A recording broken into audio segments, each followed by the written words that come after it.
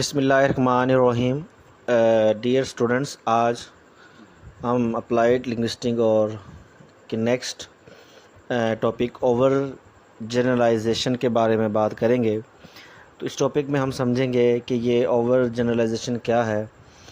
Basically ये over generalisation का ताल्लुक़ न्यू लर्नर्स के साथ ही है, यानी कि कोई भी जो लर्नर है जब वो किसी न्यू लैंग्वेज को सीख रहा होता है तो ऐसी सूरत हाल में ओवर जनरलाइजेशन का अमल होता है।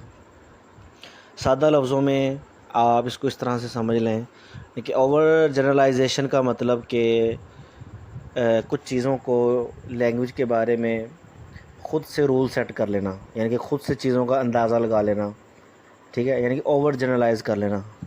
जैसे हम सादा लफ्ज़ों में एक लफ्ज़ एक होता है थिंकिंग, एक होता है ओवर थिंकिंग। ठीक हो गया। थिंकिंग का मतलब सोचना, ओवर थिंकिंग का मतलब हद से ज़्यादा अपने हिसाब से चीज़ों को लेकर के चलना, सोचना। तो ओवर जनरलाइजेशन के अंदर भी रूल्स के मामले में हम समझ लें कि ओवर जनरलाइज करते हैं। तो चले स्टूडेंट्स, आपने मेरे साथ रहना है आखिर तक इंशाल्लाह। तो इस कॉन्सेप्ट को मुकम्मल तौर पे इंशाल्लाह आपको मैं कम वक्त में बेहतर से बेहतर समझाने की कोशिश करूँगा। तो लेट्स बिगन। देखें जी, ओवर जनरलाइजेशन में यहाँ पे जो है कहता है कि applying a regular grammatical rule in an irregular situation. अगर आप देखा जाए तो इस पूरे टॉपिक का ख़ुलासा जो है इस पहली लाइन में मौजूद है कि applying a regular grammatical rule in an irregular situation, यानी कि रेगुलर रूल्स को इर्रेगुलर सिचुएशन में अप्लाई करना। यानी कि इसको आप इस तरह से समझें कि एक जुमले में एक रूल अप्लाई हो रहा है, ठीक है।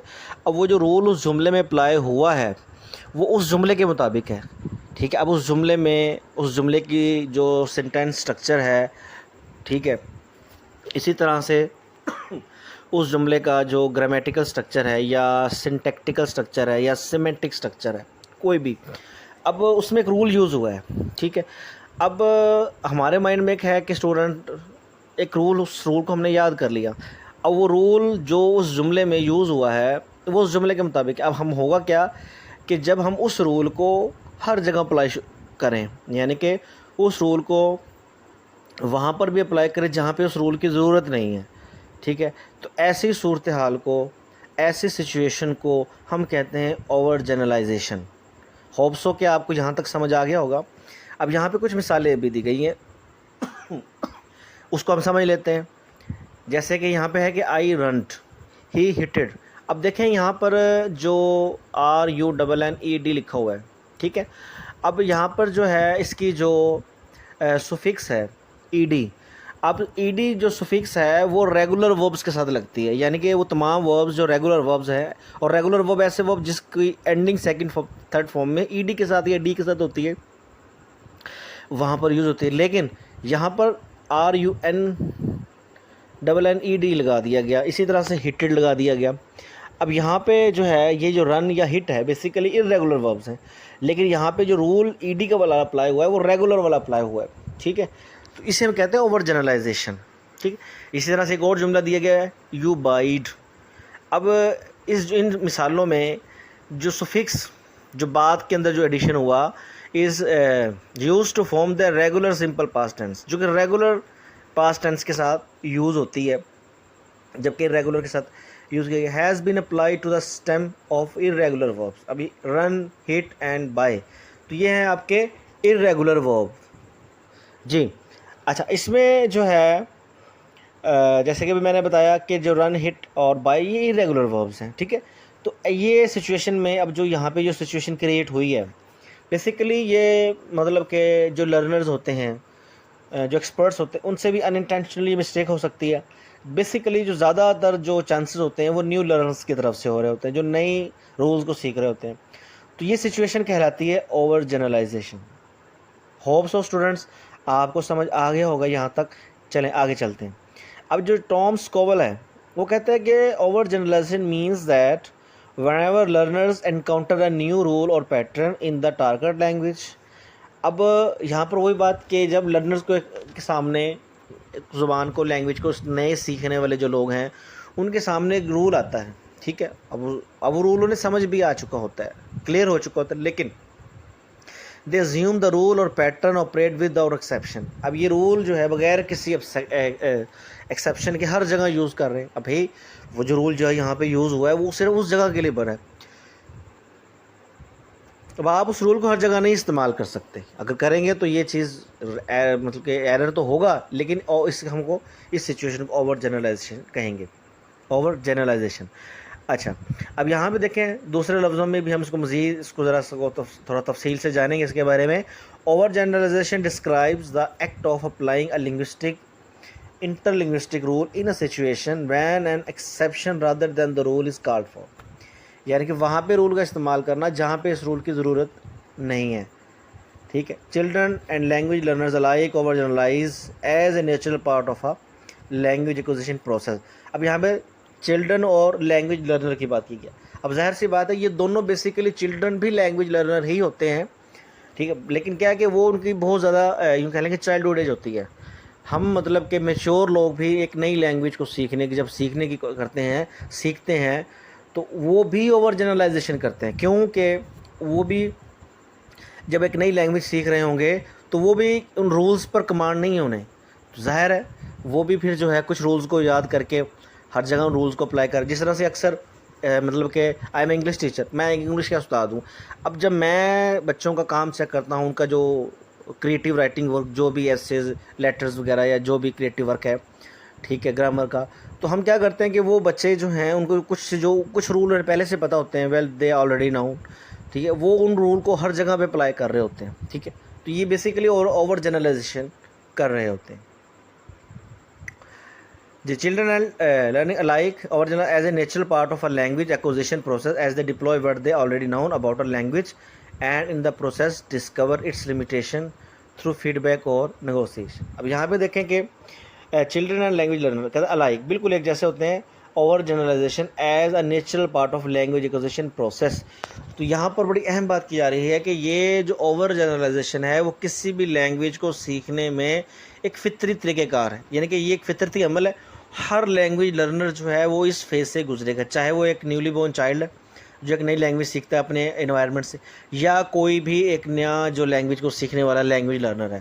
तो ये बेसिक जो है एक मतलब कि नेचुरल प्रोसेस है, एक्विजिशन प्रोसेस है बेसिक, ठीक है। As a deploy word they already know about the language, कुछ वो खुद से जान रहे होते हैं। In a process discover its limitation through feedback और नेगोशिएशन। वो फीडबैक के ज़रिए से, नेगोशिएशन के ज़रिए से वो मतलब कि अपने हिसाब से चीज़ों को वो मोल्ड कर रहे होते हैं, ठीक।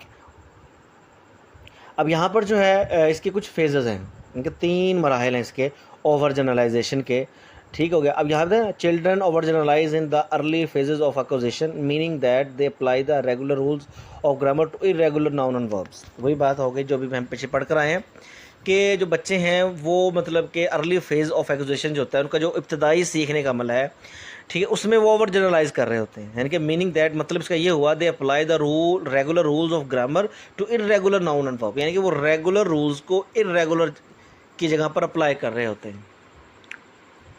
Over generalisation lead to form which we something hear in speech of young children as they, जैसे गुड, ईटेड, फूड्स, फिशेस, अभी सारे रॉन्ग हैं। तो ये चीज़ें जो इस तरह से वो अल्फाज का इस्तेमाल गलत कर रहे होते हैं। इसी तरह से ये तो इंग्लिश की बात हो गई। हम मतलब के जो न्यू लर्नर हैं, खा वो हिंदी के न्यू लर्नर हैं, पंजाबी के न्यू लर्नर हैं, उर्दू के, बलोची के, पश्तो के, गुजराती के, मारवाड़ी के, कोई भी लैंग्वेज के जो न्यू लर्नर होंगे तो वो सारे ही इस अमल से गुजरेंगे, ओवर जनरलाइजेशन के अमल से। तो यहाँ पर जो है वो 3 इसके मतलब के प्रोसेस हैं इनके ओवर जनरलाइजेशन के, उसके बारे में हम मुख्तसरन जान लेते हैं। जैसे कि पहला जो फेज़ है, the children uses the correct past tense of go for instance. अब जैसे बच्चे कुछ हैं, जो एक बच्चा जो है वो इस्तेमाल करता है पास्ट टेंस ऑफ गो की करेक्ट फॉर इंस्टेंट, मिसाल के तौर पे but does not relate this past and went to present tense go, लेकिन वो उसको रिलेट करके यूज़ नहीं करेंगे। यानी कि वो मतलब कि यूँ कह लें कि अनइंटेंशनली चीज़ों को यूज़ कर रहे होंगे, लेकिन उन्हें रूल्स का नहीं पता होगा। जैसे कि जो न्यू बेबी बॉर्न है, जब एक नई लैंग्वेज को सीख रहा होता है, इनकी वो लैंग्वेज को सीख तो रहा होता है लेकिन उसे रूल्स का नहीं पता होता, वो अनइंटेंशनली फितरी तौर पर इन्वायरमेंट से उस लैंग्वेज को सीख रहा होता है, ठीक है। तो इसी तरह से फेज़ 2 है, the children construct a rule for forming the past tense and begin to over generalisation this rule to irregular forms. फिर वो उस रूल्स को ओवर जनरलाइजेशन करते हैं और ओवर जनरलाइजेशन के ज़रिए से अपने हिसाब से उसको वो मोल्ड करते हैं। तीसरा फेज़ जो है,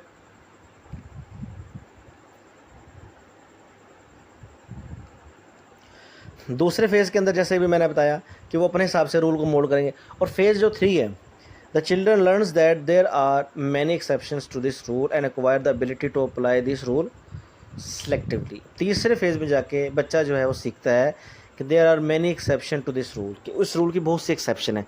यानी कि एक्सेप्शन से मुराद कि ये रूल हर जगह इस्तेमाल नहीं होता, कुछ जगह पे ये एक्सेप्ट है, मींस कि इस रूल को एग्जेम्प्ट कर दिया जाता है, यानी कि इस रूल को यूज़ नहीं किया जाता। ठीक है, तो ये जो है इस फेज़ में आके वो बच्चे उस चीज़ को सीख जाते हैं। होप सो स्टूडेंट्स आपको ओवर जनरलाइजेशन का के बारे में समझ आ गया होगा। देखिए इसको ज़रा मैं ख़ुलासा इसका थोड़ा सा आपको बता दूं आखिर में। यानी कि ओवर जनरलाइजेशन के अंदर ये होता है कि जब भी कोई न्यू लर्नर या कोई चाइल्ड जो है, जब भी वो एक नई लैंग्वेज को सीखता है तो वो नई लैंग्वेज को सीखने के दौरान उसमें अपने हिसाब से कुछ चीज़ों का उसके पता होता है, कुछ रूल्स को वो जान जाता है। लेकिन नई रूल्स को जब वो जान रहा होता है तो नई जुमलों में वो पुराने रूल्स को, यानी कि रेगुलर रूल्स को इर्रेगुलर रूल्स में वो मर्जअप कर देता है। ठीक है, अपनी बात को बयान करने के लिए, ठीक है, अपनी बात को मुकम्मल करने के लिए, तो इसे हम कहेंगे ओवर जनरलाइजेशन। ठीक है, अब इसमें जो है अब उनको मतलब कि इस हवाले से गाइड नहीं किया जा सकता। लैंग्वेज, जिस लैंग्वेज वो न्यू लैंग्वेज को सीख रहे होते हैं, ठीक है, यानी कि उनको मतलब कि प्रैक्टिकली तौर पर जो है समझा कर बताया जा सकता है। जैसे बच्चा जो है अभी हमने अभी पढ़ा पीछे कि वो जो है रूल्स को नहीं जान रहे होते, अपने हिसाब से रूल को अप्लाई करते, लेकिन for the passage of time, for the being time being, तो वो जो उसकी ओवर जनरलाइजेशन होती है वो जनरलाइजेशन में तब्दील होना शुरू हो जाती है। यानी कि उसको उस रूल्स का पता चलना शुरू हो जाता है। जैसे मिसाल के तौर पे अब ये नहीं है कि एक न्यू लर्नर जो है, ये एक बच्चा जब वो एक नए लैंग्वेज को सीखता है तो वो सदा ही उन मिस्टेक्स को करेगा, सदा ही ओवर जनरलाइज करेगा। नो, ऐसा नहीं है, बल्कि वो उस चीज़ को for the time being correct कर लेगा। ठीक है, तो ये था जी students over generalisation. Hope so आपको जो है समझ आ गया होगा। So in the last I request you all to subscribe my channel if you like my video.